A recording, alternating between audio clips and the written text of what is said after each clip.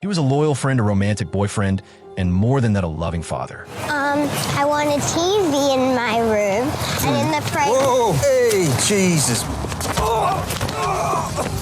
But the darkness of Sky turns him into the most brutal assassin alive on Earth.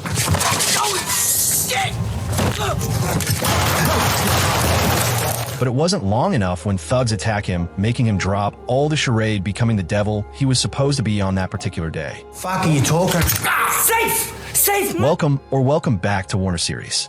I don't have many subscribers, but your single comment is a ray of hope to motivate me. So picture this. A middle-aged dude named Ray is chilling with his little daughter, Brittany. I want a TV in my room. Just having a regular day out. They're on the street, vibing with an ice cream, when out of nowhere, two sketchy guys bump into Brittany, making her ice cream hit the pavement.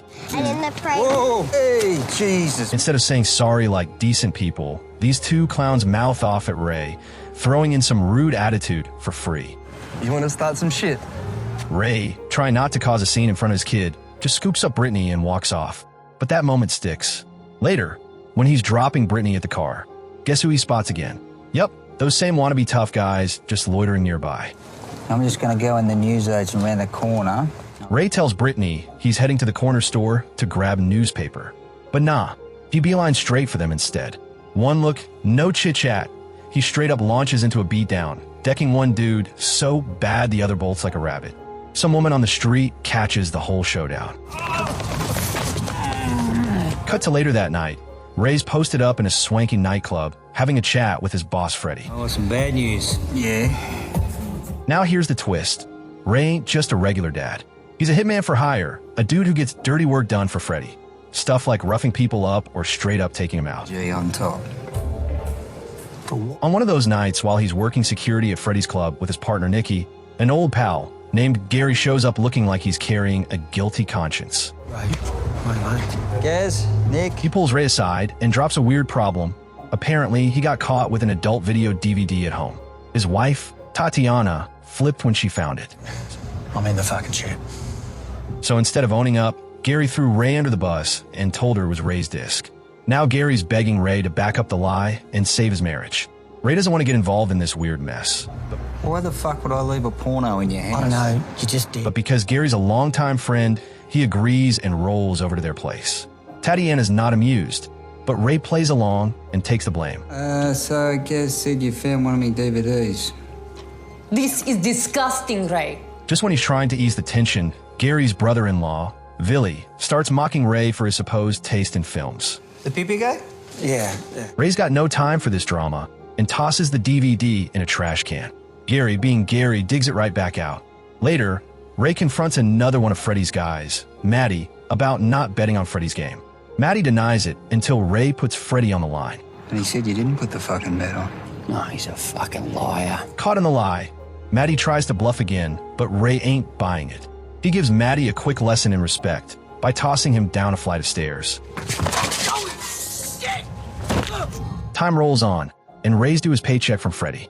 But Freddie, being deep in the gambling hole, tells Ray he's broke. To be honest, don't turn this around on me, shithead. You should have the money. Instead, he offers Ray a job, collect 10 grand from some guy who owes him, and keep it. Ray isn't thrilled, but negotiates an extra grand for the trouble. You're keeping the money.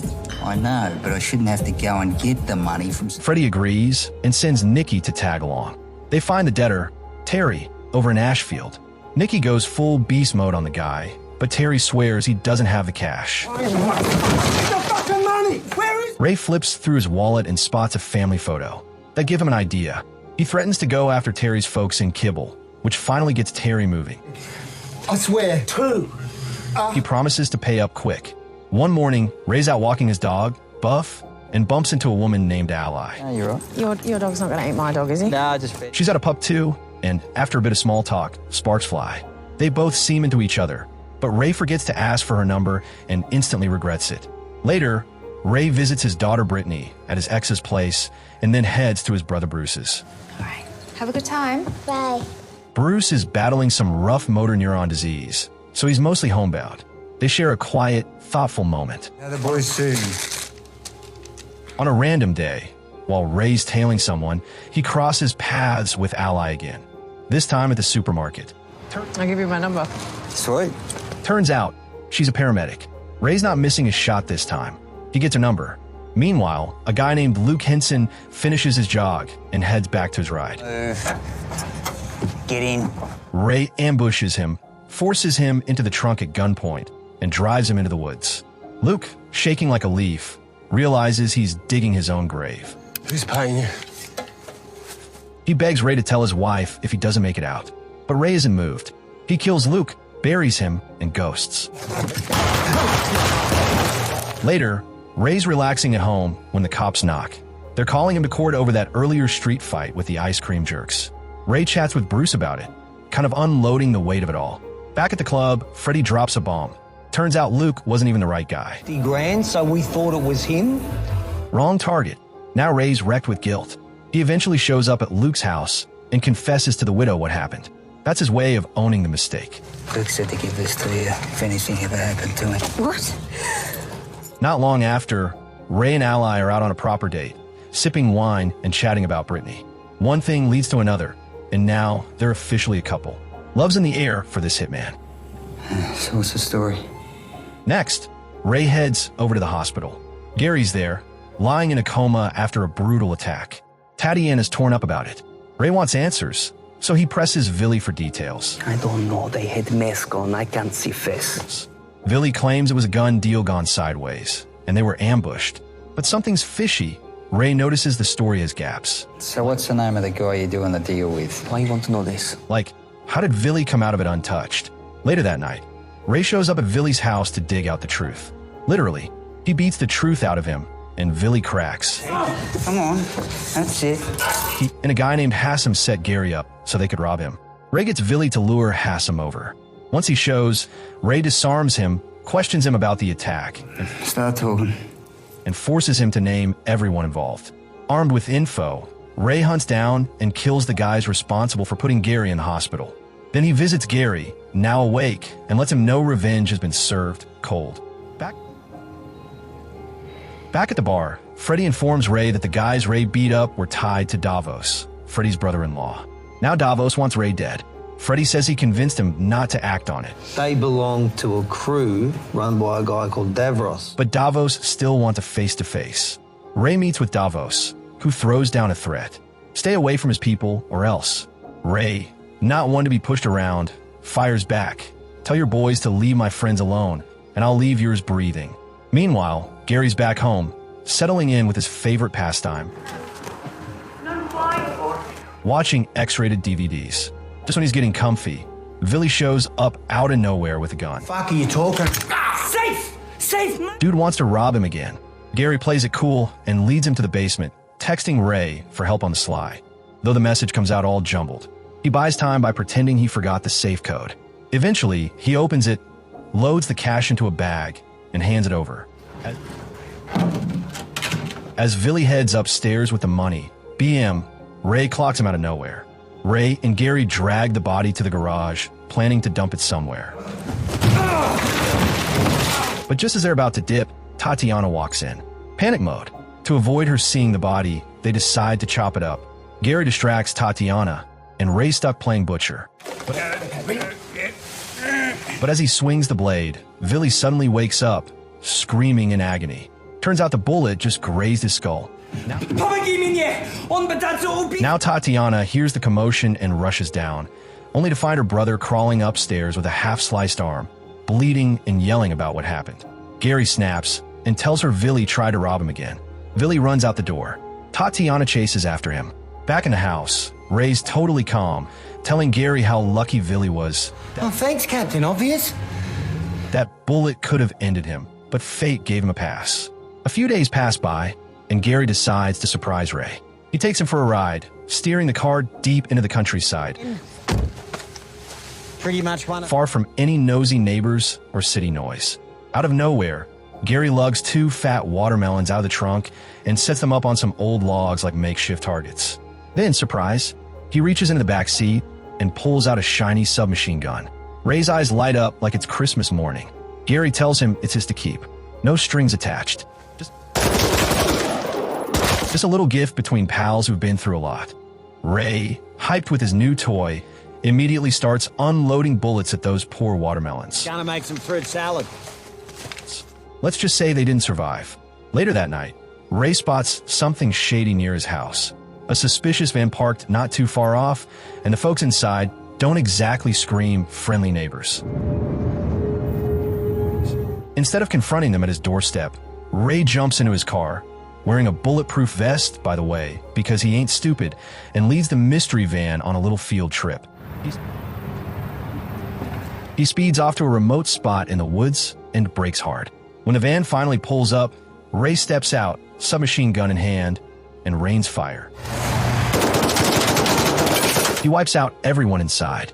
Not long after, another vehicle pulls up, maybe backup, doesn't matter. Ray takes care of that one too. Those were Davos men, a failed hit squad. Instead of taking Ray out, they ended up 6 feet under. Next day, Ray's driving around, maybe thinking it's all behind him, when a guy with a gun walks up and forces him to slide over in the car. Another one of them. Another guy jumps in from the other side and slaps some cuffs on Ray. These two, Dave and Bobby, are professional hitmen hired by, you guessed it, Davos. If you let me go, you reckon? Their job? Kidnap Ray and deliver him. But Ray, thinking fast, offers them a better deal. He tells them there's a stash, serious cash, $62,000. hidden in a lockbox on the outskirts of town. More than Davos is paying, he swears. At first, the two don't buy it. But greed kicks in, and they decide to at least check it out. Worst case, they still hand Ray over. Best case, jackpot.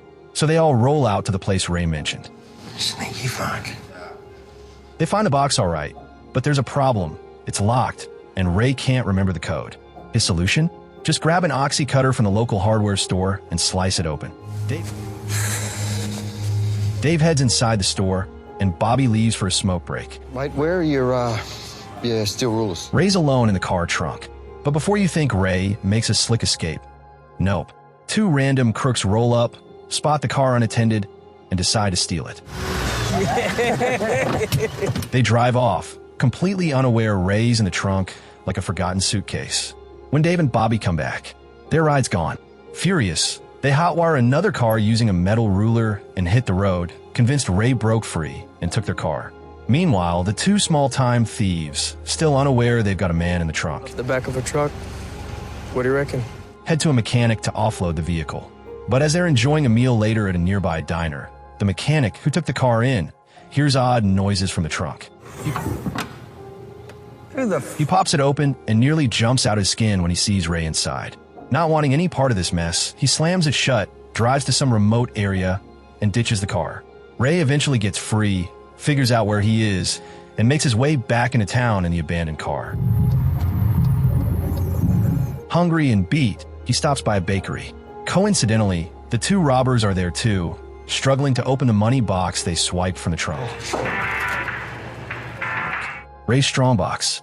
Realizing they can't crack it, they take it back to the same mechanic, hoping he's got the tools. Something you want to tell me? The mechanic, just back from dumping the car, is furious when he realizes the guys tricked him into taking a car with a live person stuffed inside. But before he can react, Ray storms in, lays a beat down on the two idiots, and takes his box back. The hardware, man, outside in the car park outside. Just as he's walking back to the car, Dave's already there, waiting like it's round two. He shoves a gun in Ray's face and takes him again. Brought it into the chop shop. No detours this time. They go straight to Davos. Davos has been camping out in the woods, expecting them. Got here, didn't we? He makes Ray dig a hole, presumably for his own grave, and demands the box be split 3 ways. Bobby slices open the strongbox, and surprise, Where's my fucking money? it's empty. Except it's not really empty. Boom! The box explodes, catching Davos and Bobby off guard. Ray uses the chaos to shoot both of them dead.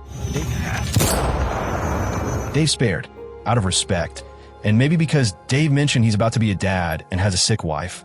You want us one? Ray tosses him the gun and car keys before walking away. Classy. Now we see Ray doing something a little different. He's at a gym, training newbies. But there's this one girl, Samantha. She's a beast. Out of nowhere, she locks him in a chokehold and knocks him clean out. Yeah, hang on. Ray wakes up humbled. The next morning, Ray drives Brittany to school, and she's clearly not in the best mood. There's something going wrong, you can tell me. Turns out, a girl at school's been bullying her. Ray tells her to talk to her teacher and promises that if nothing's done, he'll step in. That night, Brittany's still miserable. The bully had taken her pictures and posted them online to humiliate her. Look, not everybody. That's the last straw. Ray decides not to confront the bully directly.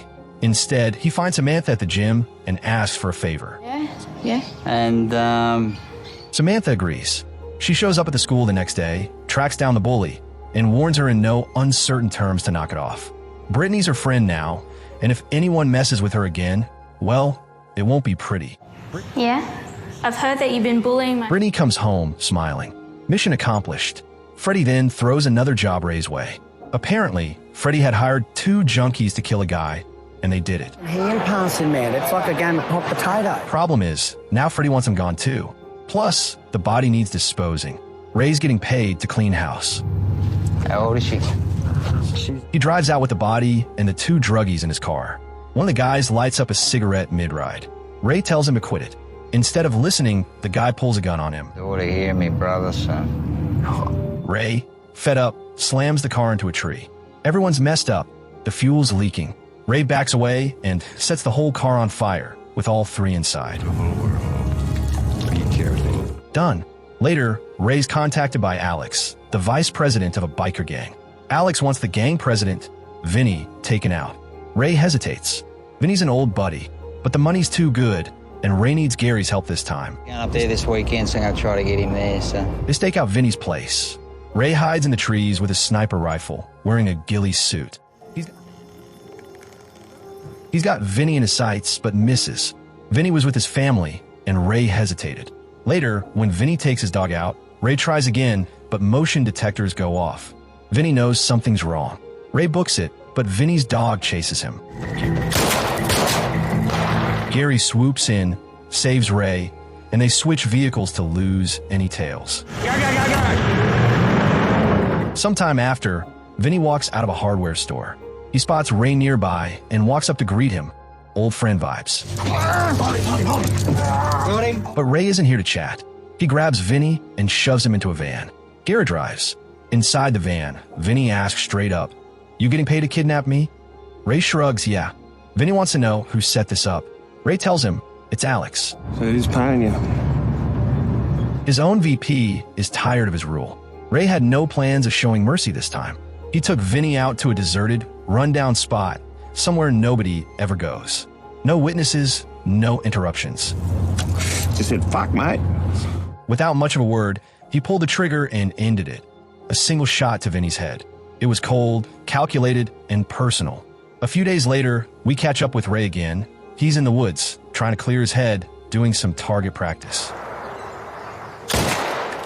The fresh air, the quiet, the focus, it helps. But on his way back home, trouble finds him. Out of nowhere, he's ambushed by a group of hitmen. One of them stands out, a chubby guy with a thick beard, someone Ray remembers seeing when Alex first hired him to take out Vinny. That can only mean one thing. Alex now wants him gone too. The bullets start flying, both sides going at it until they run out of ammo. Then it's down to fists and rage. The bearded guy doesn't hold back. He messes Ray up badly, tearing up his face and injuring his eye. Worst of all, Ray discovers that in the middle of all that madness, his loyal dog was killed in the crossfire. That crushes him more than the beating ever could. His dog was more than a pet, it was family. Broken but breathing, he loads up his fallen companion into the car and heads home in silence. But grief quickly turns into resolve. Ray teams up with Dave, one of the few people he still half trusts, and they set a trap for Alex. When they finally corner him, Ray grabs Alex from behind and stuffs him into the trunk of his car. He drives him out to some isolated land, fully intending to end him right there. After all, this man is responsible for the loss that hurt Ray the most. But before Ray can finish the job, Alex starts begging for his life, saying he's got loads of cash buried out in a field and will give it all up if they let him go. Right? Not particularly. Knowing how most hired guns are suckers for cash, Ray decides to at least check it out. He figures he can always kill Alex afterward. so they drive out to the field. Ray starts digging while Dave keeps a gun pointed at Alex, just in case he tries something funny. But the second they're both distracted by what they think is the buried stash, Alex bolts. At the same time, random gunshots start flying from the woods nearby. Dave! Oh, fuck! Ray and Dave rush to see what's happening. Turns out Gary had been tailing them, thinking something shady was going on. But Alex? He used the chaos to disappear into the forest. Careful, it's barbed wire. What are you doing? The woods are dark and creepy. The moon's out but barely helping. Dave and Gary hesitate, both scared of what might be hiding in the trees. Wolves? Maybe worse. But Ray doesn't hesitate for a second. He goes in after Alex, hoping to catch him. Still, even after searching the area, Ray comes up empty-handed. Alex has vanished. When Ray returns to where they were digging, he does find something, a big OL bag packed with money. Without saying much, Ray tells Dave and Gary to split the cash between themselves. He doesn't want it anymore. Not long after, Ray is hanging out at Freddy's office, having a chat. Mid-conversation, Freddy suddenly freaks out over a huge spider crawling on the wall. Kill it! Ray, cool as ever, just laughs at him. Nothing gets to Ray, not even creepy crawlies. Then, things take a serious turn. An old man comes by to meet them. He's sick, dying from cancer, and doesn't have long left. We never, His daughter went missing 24 years ago, and the main suspect was some creep named Miller. The old man's last wish. He just wants to find his daughter's remains so he can finally mourn properly before he dies. this guy, Ray agrees to help. He pays a visit to Miller, who plays dumb at first. Swears he doesn't know anything, never did anything wrong. But Ray doesn't waste time. He dunks Miller's head into a sink full of water, then adds electric shocks into the mix. It works. Miller cracks. He agrees to take Ray to the place where he buried the body all those years ago. They head to an old railway tunnel, the kind that's been out of use for decades. Miller shows Ray where he stuffed the body in a bag and hid it beneath heavy wooden beams. Ray pulls the bag out and shows it to the old man. Inside, they find a locket. The old man recognizes it instantly. It's her. He finally gets the closure he was after. He even meets Miller face to face. hey, Miller tries to act remorseful, but the damage was done. It's way too late for apologies. The old man thanks Ray and walks away quietly. Ray, on the other hand, stays behind, staring at Miller with fire in his eyes. thank you. It's clear he's not walking away from this one. Next day, Ray drops by Brittany's school. Her classmates swarm him with all kinds of questions. What do you do? Is your job dangerous? Do you use a gun? Pretty industry, so basically I work in a... That kind of stuff. Ray has fun answering them, feeling like a bit of a rock star for once. Later, he visits Freddy again, who's still trying to balance his messy finances. What happened? Stan was getting... Freddy promises to pay Ray next week for the odd jobs he's been doing. He also tells Ray he's fired Dirk, a former co-worker from the crew. No clear reason why. Curious, Ray decides to check in on Dirk. They've got military history. You know it? Yeah, it's pretty large. While they're catching up, Freddy calls Ray and tells him someone just ripped him off. He shows him the CCTV footage, and Ray instantly recognizes Dirk's signature limp in the way the thief walks. How much did he get? Freddy loses it. He wants Dirk dead. Ray's hesitant. Killing a brother-in-arms isn't something he takes lightly. What do you mean gone? I mean, gone. Freddy, annoyed, says fine, he'll hire someone else to do it. Ray, being Ray, doesn't leave it like that. He takes Dirk out to the shoreline and lays it all out. Freddy knows what he did. Ray suggests Dirk leave town before someone else comes knocking. Dirk listens, guilt written all over his face. Fucking aggro, son. I had to get on the... He confesses he's been haunted for years, ever since he accidentally killed a kid during one of their military operations. He can't sleep, can't breathe without that memory. Nah, fuck that. Then, without warning, Dirk steps off the cliff.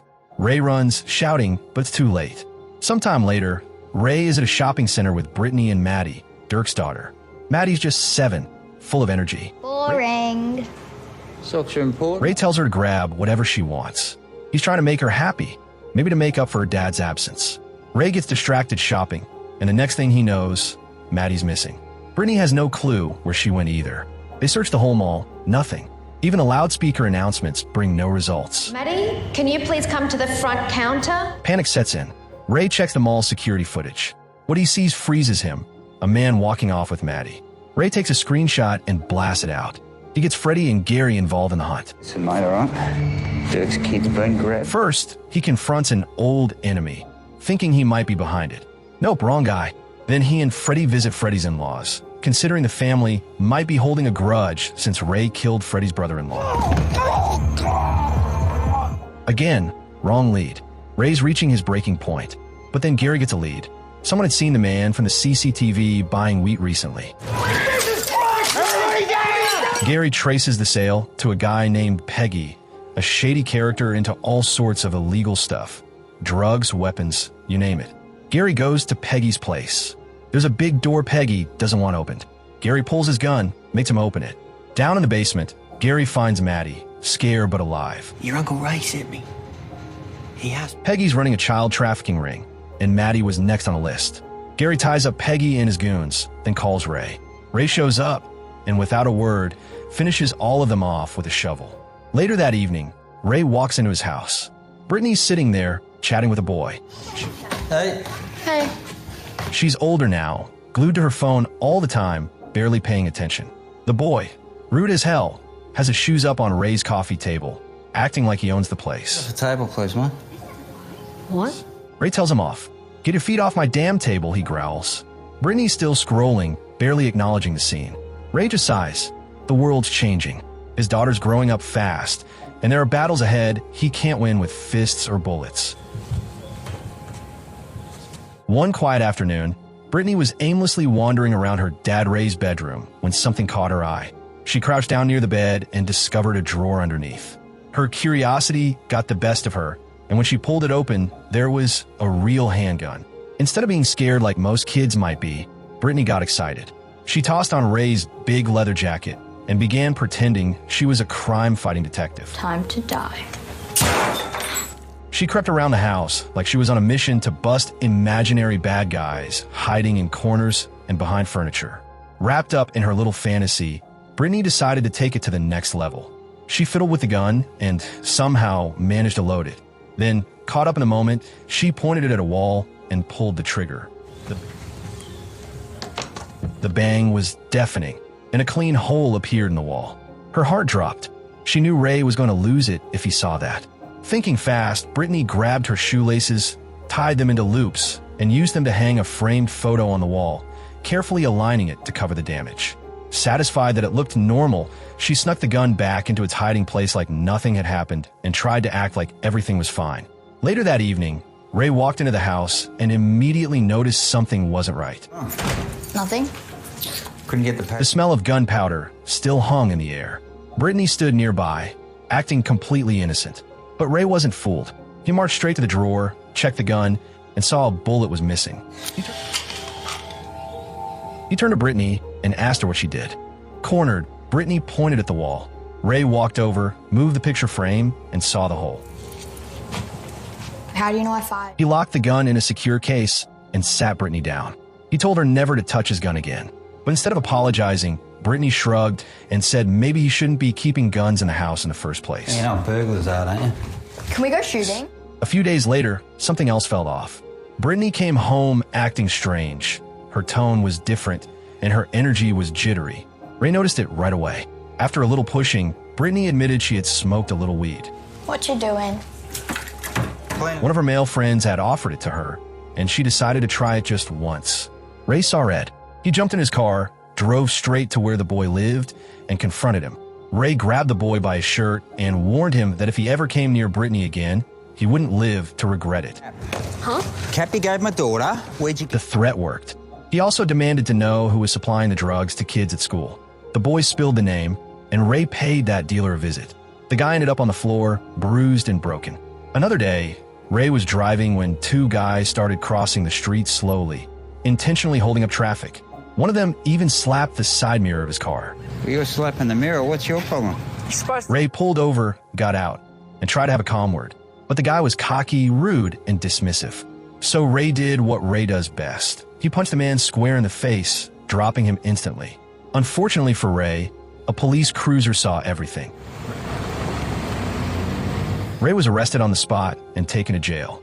Inside, Ray was assigned a cellmate named Adam. Adam was in jail for violating a court order by visiting his daughter, who lived with his ex-wife. I'm Adam. He was new to prison life and clearly didn't know how to navigate the place. Ray, being the seasoned inmate, offered guidance. He taught Adam how to avoid trouble, who to stay away from, and even got between him and a couple of aggressive inmates. Oh shit, you good? What is it gonna be in this place? A week into Ray's sentence, Freddie came to visit. He had a new job for Ray. Someone inside the prison needed to be handled. Ray agreed without much hesitation. You got a good lawyer? Meanwhile, Adam got into it again with a thug inmate. A guard showed up in time to break it up, but Ray later sat Adam down and gave him a lesson. He told him not to look for fights, but if one finds him, he better be ready to defend himself with everything he had. Get in first. Get in. Ray believed true strength came from inside, from the kind of pain that sharpens you. That evening, Ray heated up some water, mixed it with jam to make a sticky, scalding mixture, and threw it into the face of the inmate Freddie had asked him to take care of. The sticky mixture clung to the man's skin, burning deep. Outside the prison walls, Ray's friend Dave tracked down the man who falsely accused Ray and got him locked up. Dave kidnapped him, took him to the woods at night, and tossed him into a shallow grave he'd already dug. The man started crying and begging, promising to drop the charges. Dave stood over him, considered the moment, and eventually let him live.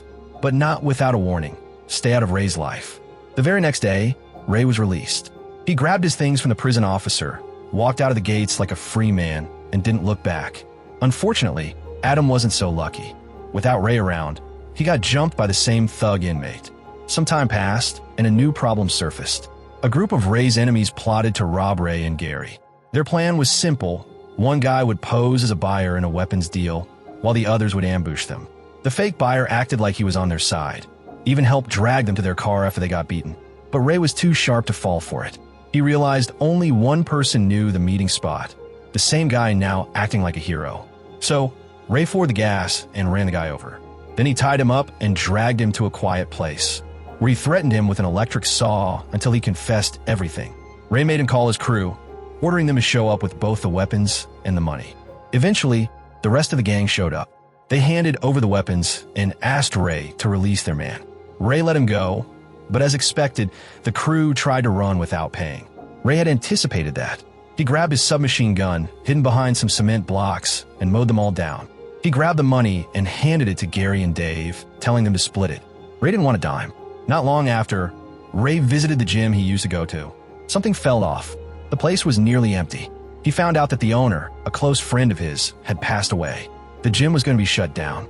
Turns out the old man had invested everything into a weight loss tea company and used the gym as collateral. It all turned out to be a scam. When the debts came knocking and he couldn't pay, the stress crushed him. His son had tried to fix things by hiring someone to deal with the debt collector.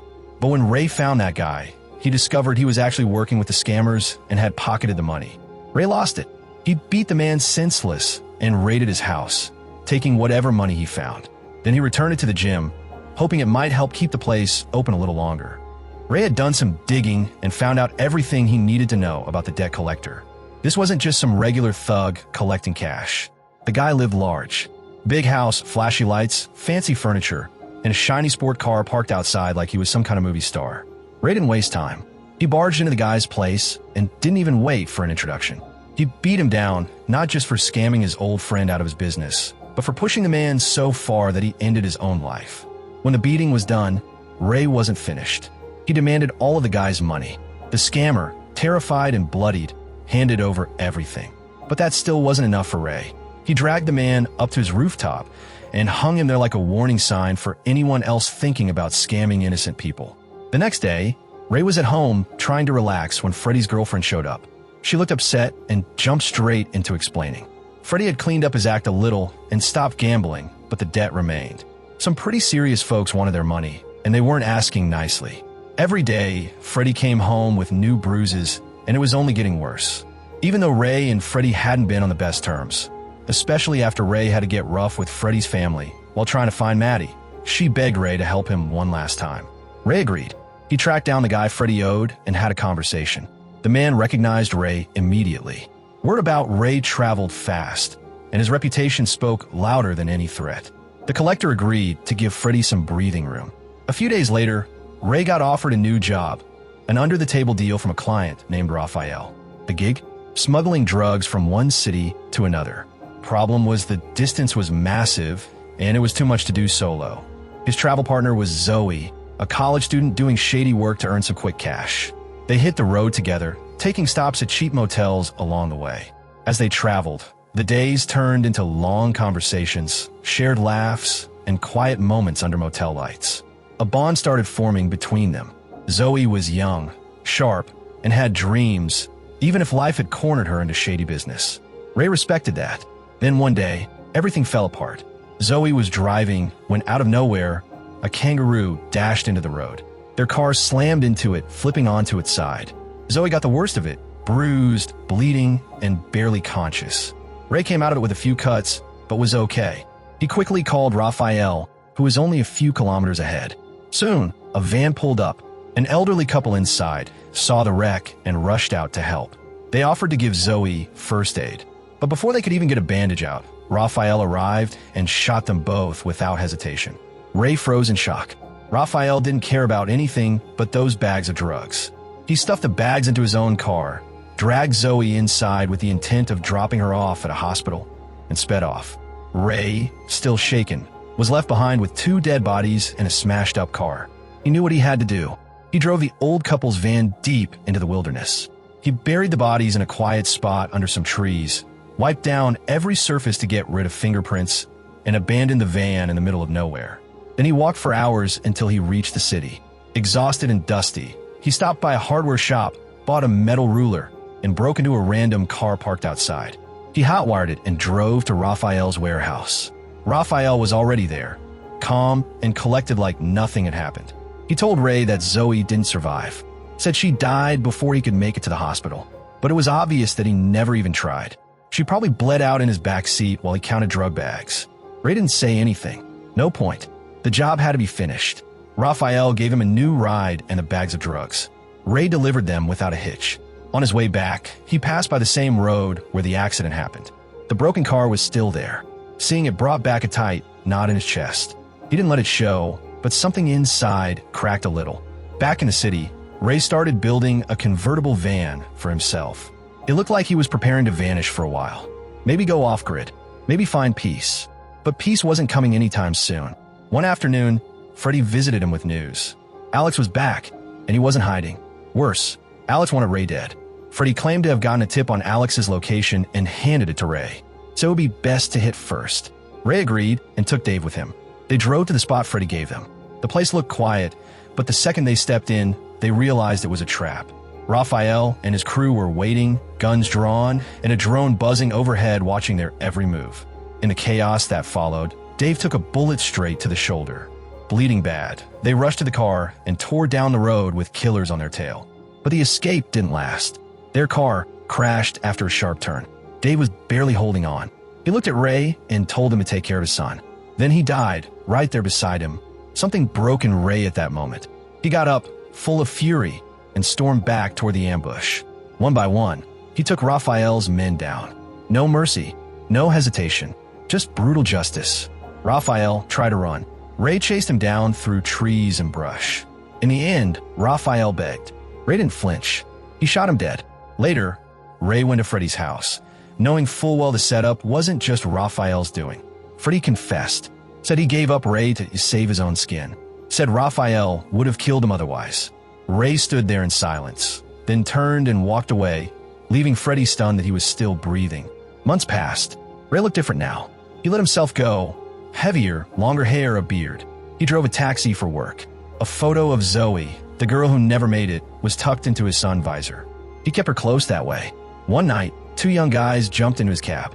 Loud, edgy, trying to act tough. One of them leaned forward and whispered, "Somebody might not make it out of this ride." Ray looked at them through the mirror, pulled the car to the side of the road, and smiled. He'd been through worse.